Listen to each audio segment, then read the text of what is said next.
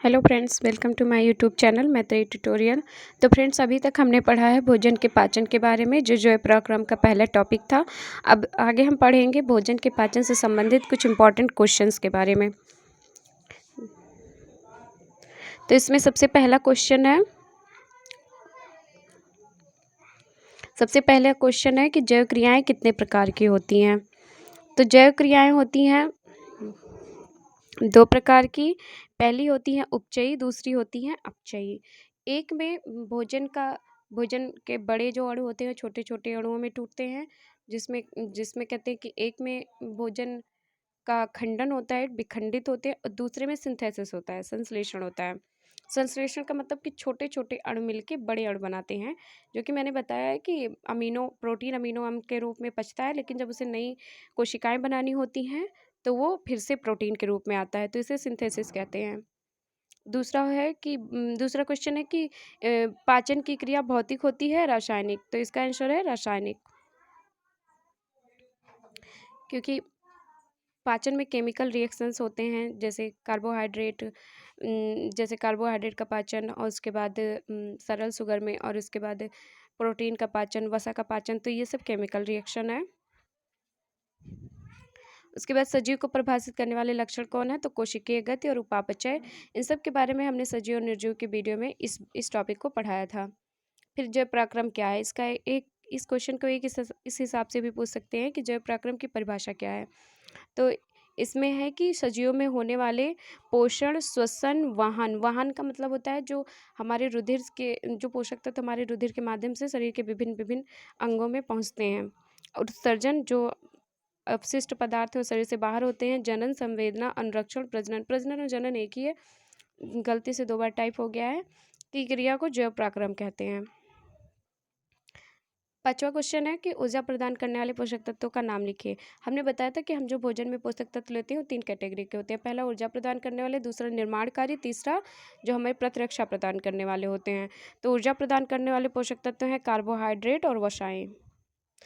Carbohydrate हमें easily ऊर्जा देते हैं, जैसे कि सांस लेते हैं तो इससे हमें एनर्जी मिलती है। हम हाथ चला रहे हैं, नॉर्मली कुछ लिख रहे हैं, पढ़ रहे हैं, या फिर नॉर्मल कोई बहुत हार्ड वर्किंग नहीं, जो अपने डेली यूज का वर्क करते हैं वो सब करते हैं, तो उसमें हमें कार्बोहाइड्रेट ऊर्जा देता है। लेकिन जब हम बहुत हार्ड कोई एक्सरसाइज करते हैं या बहुत हार्ड वर्कआउट करते हैं तो उसमें हमारे वसाएँ हमें एनर्जी देने लगती हैं। इसी में वसाएँ टूट टूट के एनर्जी में बदल जाती हैं। तो इसलिए जो बहुत मोटे लोग होते हैं, जिनमें फैट बहुत ज़्यादा हो जाता है, तो वो हार्ड एक्सरसाइज करते हैं जिससे उनके फैट ब्रेक डाउन हो जाए। तो 6ठा क्वेश्चन है कि शरीर में टूट फूट और मरम्मत के लिए आवश्यक पोषक तत्व कौन से हैं।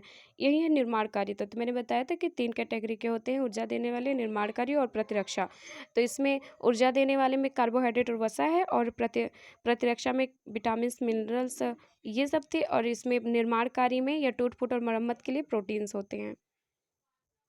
शरीर को बाहरी वातावरण से सुरक्षा रखने वाला तत्व कौन सा है। तो यही है थर्ड टाइप वाला, जो थर्ड प्रतिरक्षा प्रदान करने वाला तत्व, विटामिन और खनिज लवण। बाहरी वातावरण का से सुरक्षा का मतलब है कि हमें बाहरी जीवाणु, विषाणु, इन सबसे सुरक्षा प्रदान करने वाला पोषक तत्व। इसके बाद नेक्स्ट क्वेश्चन है कि प्रोटीन की कमी से होने वाले रोग को क्या कहते हैं। क्वाशरकर और मेरिस्मस, ये दोनों रोग बच्चों में होता है।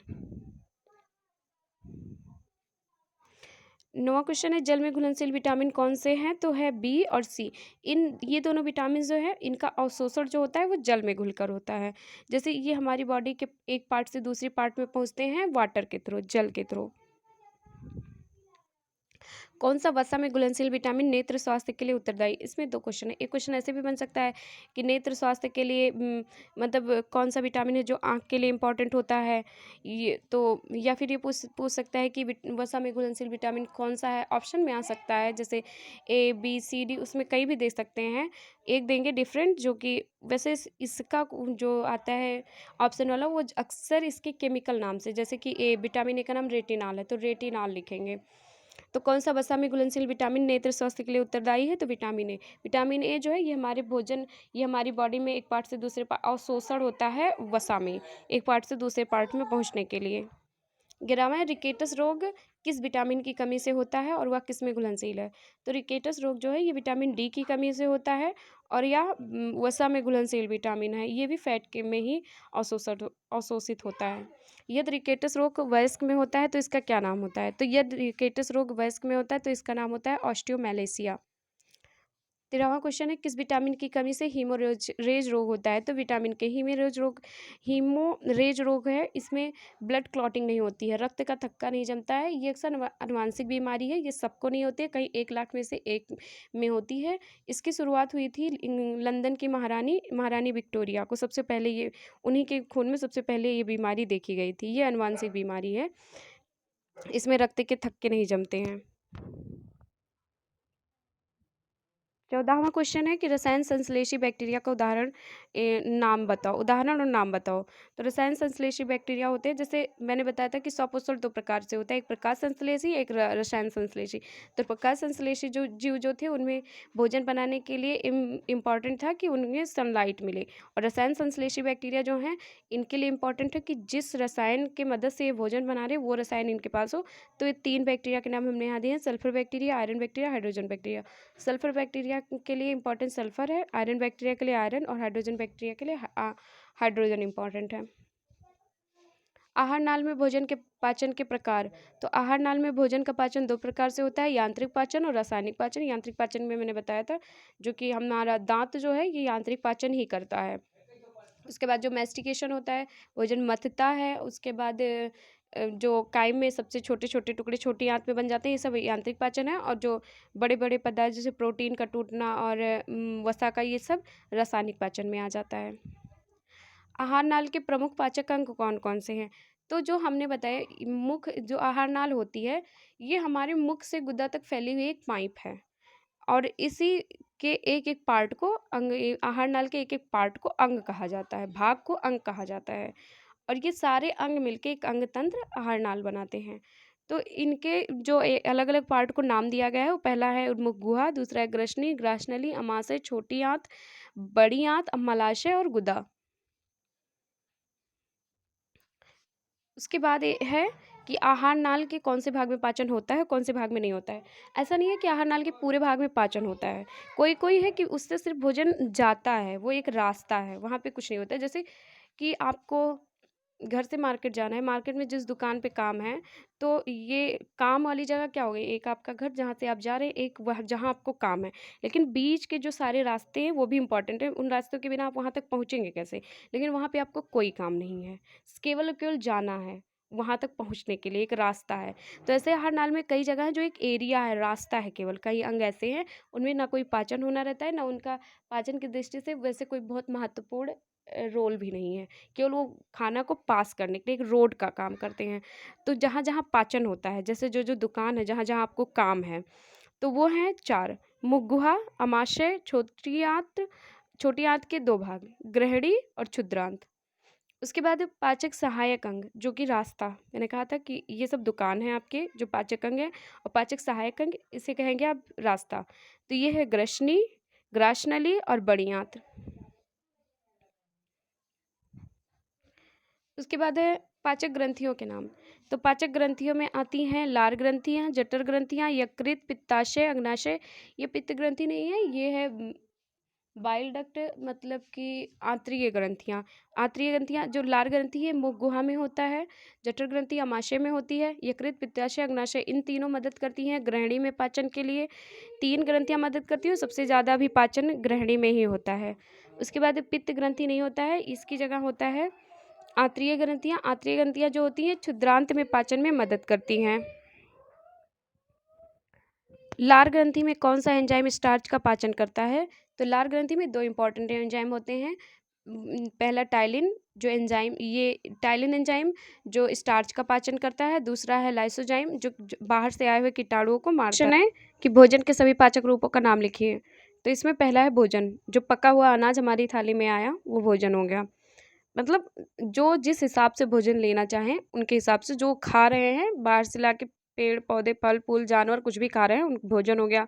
उसके बाद जब उसे मुँह गुहा में लिए, उसे चबाए और उसके बाद उसमें सलाइवा मिक्स हुआ तो उसे बोलस कहेंगे। उसके बाद जब वो ग्रसनी या ग्रास नली से होते हुए अमाशय में पहुँचा, वहाँ पे जो उसमें जठर रस मिला, उस भोजन मथा अच्छे से, तो उसे कायम कहेंगे। उसके बाद जब जठर रस जठर रस युक्त भोजन उसे कायम कहे, और उसके बाद जब वो गृहिणी में पहुँचा, गृहिणी में उसमें आंत्रीय रस और गृहिणी में उसमें जब पित्त रस और अग्नाशय रस ये सब मिले तो उसे, और गृहिणी के लिए छोटी आंत के पूरे जो उसमें पित्त रस, अग्नाशय रस और आंतरीय रस ये सब मिले तो उसे कायल कहा जाता है। कायल भोजन का वो रूप है जिस रूप में भोजन, अब इससे ज़्यादा यांत्रिक रूप से या भौतिक रूप से जितना छोटा भोजन हो सकता है, कायल भोजन का वो रूप है। अब कायल से दो तरह के पदार्थ निकलते हैं, एक पोषक तत्व जो हमारे शरीर में प्रयोग कर लिए जाते हैं, और दूसरा होता है अपशिष्ट पदार्थ जो हमारे शरीर से बाहर हो जाते हैं। तो पांचवा भोजन का रूप है मल। अमाशय के प्रमुख एंजाइम्स कौन से हैं? तो वैसे तो अमाशय में छोटी-छोटी, थोड़ी-थोड़ी मात्रा में कई सारे एंजाइम्स होते हैं, और लेकिन इम्पॉर्टेंट 2 ही हैं। पहला होता है पेप्सिन और दूसरा होता है रेनिन। पेप्सिन जो होता है ये प्रोटीन का पाचन करता है, जैसा नाम से ही क्लियर है, और रेनिन जो है ये दूध में उपस्थित केशिन का पाचन करता है। 22वां क्वेश्चन है अग्नाशयी रस में पाए जाने वाले एंजाइम्स। तो 3 एंजाइम्स पाए जाते हैं प्रमुख रूप से, जो ज़्यादा मात्रा में पाए जाते हैं। 3 एंजाइम्स होते हैं। पहला होता है ट्रिप्सिन, दूसरा होता है एमाइलोप्सिन, तीसरा होता है स्टेप्सिन। 23वां क्वेश्चन है आंतरीय रस में पाए जाने वाले एंजाइम का नाम लिखो। तो आंतरीय रस में पाए जाने वाले एंजाइम है, पहला है रेप्सिन, दूसरा है माल्टोज, तीसरा है इन्वर्टेज, चौथा है लैक्टेज और पांचवा है लाइपेज। 24वां क्वेश्चन है रुधिर केशिकाओं में निम्न किन किन तत्वों का अवशोषण होता है। तो रुधिर केशिकाओं में होता है अवशोषण अमीनो अम्ल, शर्करा, लवण, विटामिन और जल का।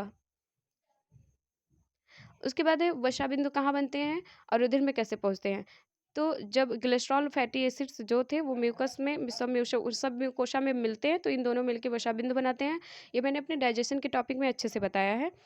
तो इस वसा बिंदु में अधश्लेष्मा, सब म्यूकोशा को हिंदी में अधश्लेष्मा कहते हैं, यहाँ पे बनते हैं जब ये दोनों मिलते हैं, और उसके बाद लसिका केशिका में पहुँच के द्वारा ये रुधिर में पहुँचते हैं। रुधिर केशिका के द्वारा जो जो पहुँचा है वो मैंने ऊपर बताया अभी। 26वां क्वेश्चन है कि रसांकुर आहार नाल के किस भाग में पाए जाते हैं, इनका कार्य क्या होता है। रसांकुर का और हिंदी में नाम है मूल रोम, और उसके बाद दीर्घ रोम, उसके बाद इसे इंग्लिश में कहते हैं विलाई। ये छोटी आंत में पाया जाता है। इसका मुख्य कार्य होता है अवशोषण, और इसकी अवशोषण क्षमता बढ़ाते हैं लसिका केशिका और रुधिर केशिका। 27वां है मुख गुहा के भाग में भोजन के यांत्रिक पाचन की क्रिया क्या कहलाती है। तो क्रमाकुंचन गति। मुख गुहा के बाद पूरे बॉडी में जो भोजन का यांत्रिक पाचन होता है उस गति को कहते हैं क्रमाकुंचन गति। उसके बाद 28वां है भोजन का पाचन आहार नाल में कहाँ से शुरू होता है। तो भोजन का पाचन आहार नाल के मुख गुहा से ही शुरू हो जाता है। आप बहुत देर तक रोटी चबाएंगे तो आपको मीठी लगने लगती है, वो इसलिए क्योंकि रोटी में उपस्थित स्टार्च का पाचन मुंह में शुरू हो जाता है।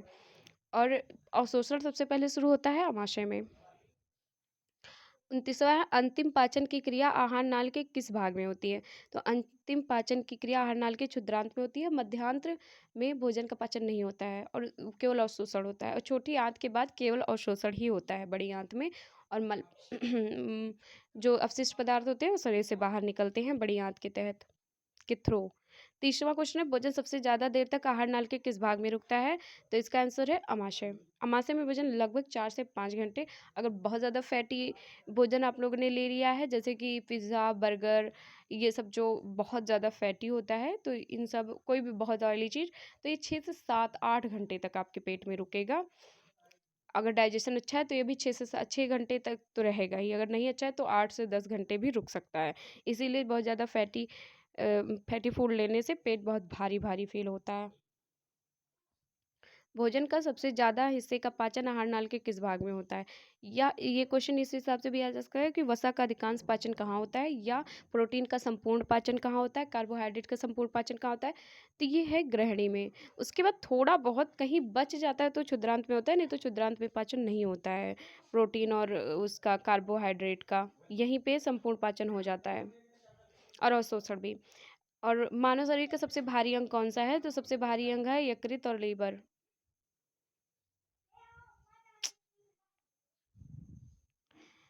33वां है स्वपोषी पोषण के लिए आवश्यक परिस्थितियां या पदार्थ कौन से हैं। तो स्वपोषी पोषण स्वपोषी पोषण में जो प्रकाश संश्लेषी जीव होते हैं उनके लिए आवश्यक परिस्थितियां या पदार्थ की कौन से हैं। लेकिन बोर्ड में ये क्वेश्चन ऐसे ही आया था इसलिए मैंने ऐसे लिखा है, लेकिन समझने के लिए मैं बता रही हूँ कि स्वपोषी पोषण में जो प्रकाश संश्लेषी जीव होते हैं उनके लिए आवश्यक परिस्थितियां कौन कौन सी होती हैं। तो इसमें पहला होता है प्रकाश संश्लेषी रंजक, क्लोरोफिल। क्लोरोफिल ही है जो कार्बन डाइऑक्साइड को एक्टिव करता है, क्रिया करने के लिए एक्टिव करता है, क्लोरोफिल ही है। क्योंकि क्लोरोफिल में एंजाइम होता है रुबिस्को जो बहुत ज़्यादा मतलब वो प्रतिक्रिया का काम करता है। तो इसी से क्लोरोफिल की क्रिया बहुत अच्छे से और आराम से होती है, प्रकाश संश्लेषण की क्रिया। तो इसके लिए सबसे पहला इंपॉर्टेंट चीज़ है क्लोरोफिल, जो ग्रीन कलर का होता है, हरे रंग का रंजक होता है, प्रकाश संश्लेषी रंजक। इसीलिए पेड़ पौधों के पत्तियां हरी होती हैं और नए जो होते हैं उनमें तने भी हरे होते हैं, क्योंकि उनकी पूरी बॉडी में अच्छे से प्रकाश संश्लेषण की क्रिया होनी चाहिए। दूसरा है कार्बन डाइऑक्साइड, तीसरा है जल, और चौथा है का सूर्य का प्रकाश, और पांचवा है प्रकाश संश्लेषी एंजाइम्स रुबिस्को। वैसे तो कई सारे एंजाइम्स होते हैं, लेकिन रुबिस्को अपने आप में कई सारे एंजाइम्स का एक एक मतलब कई सारे एंजाइम्स से मिलकर बना है। रुबिस्को जो है ये प्रकृति में सबसे प्रचुर मात्रा में पाया जाने वाला प्रोटीन है, प्रोटीन का एंजाइम है। और ये रिएक्शन देखते हैं। वैसे बोर्ड में अगर इतना सारा ना लिखे, सीधे रिएक्शन भी लिख दें तो नंबर अच्छे मिल जाते हैं। 6CO2 12H2O, 6CO2 और प्लस 12H2O मिलते हैं क्लोरोफिल की उपस्थिति और सूर्य के प्रकाश की उपस्थिति में। तो ग्लूकोज बनता है, ग्लूकोज प्लांट इनटेक कर लेता है, O2 को 6O2 को इन्वायरमेंट में छोड़ देता है और H2O को भी इनटेक कर ले लेता है। H2O और ग्लूकोज को प्लांट खुद एब्जॉर्ब करता है और O2 को इन्वायरमेंट में छोड़ देता है। इसी प्रकाश संश्लेषण की वजह से इन्वायरमेंट के लिए पेड़ पौधे बहुत ही ज़्यादा उपयोगी माने जाते हैं। एक क्वेश्चन है, आप लोग जो भी कोई वीडियो देखे ये क्वेश्चन हमें सर्च करके या अपने मन से देख के बताएंगे कि सबसे इन्वायरमेंट में सबसे ज़्यादा ऑक्सीजन हमें कहाँ से प्राप्त होता है, और इसका आंसर हमें कमेंट बॉक्स में दीजिएगा। 34वां क्वेश्चन है कि मानव शरीर में मिश्रित ग्रंथि कौन सी है। तो है अग्नाशय। अग्नाशय में एंडोक्राइन सिक्रेशन और एक्सोक्राइन सिक्रेशन दोनों होता है। ये हार्मोन्स का भी स्रावन करता है और पाचक रस का भी स्रावन करता है। पाचक रस में एंजाइम्स होते हैं, इसलिए इसे मिश्रित ग्रंथियाँ कहा जाती है। वैसे कुछ ग्रंथियाँ ऐसी होती हैं जो केवल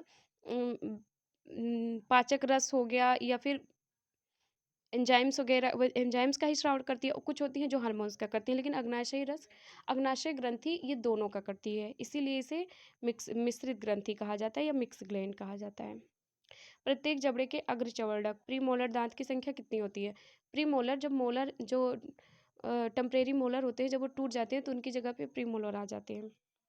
और प्रीमोलर हमारे प्रत्येक जबड़े में 4 जोड़ी होते हैं।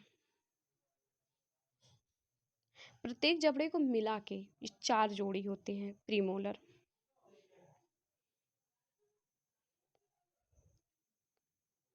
ये है परमानेंट टीथ, ह्यूमन के परमानेंट टीथ का फॉर्मूला। ये आप सीधे अपने मुंह का आधे में से सेक्शन करेंगे तो आधे आधे दांत का, एक ऊपर और एक नीचे का जो बटा है, ये ऊपर और नीचे का पूरे जबड़े के आधे आधे का ऊपर नीचे का ये फॉर्मूला होता है 21-23। ये अक्सर एग्जाम में पूछा जाता है, कई सारे एग्जाम में, कंपटीशन के एग्जाम में भी पूछा जाता है। तो आज के लिए इतना ही, और मिलेंगे फिर हम नेक्स्ट वीडियो में। नेक्स्ट वीडियो में हम पढ़ाएंगे परिवहन तंत्र अपनी बॉडी का, जिसमें हम ब्लड और हार्ट के बारे में पढ़ेंगे। और इसके बाद हम पढ़ेंगे श्वसन, जबकि इसके जस्ट बाद का टॉपिक है, लेकिन हम सिर्फ जब हम ब्लड का चैप्टर पढ़ लेंगे तो श्वसन का चैप्टर बहुत अच्छे से समझ में आएगा, इसलिए हम उसे बाद में पढ़ेंगे। Thanks for watching my videos. Please like share and subscribe my channel.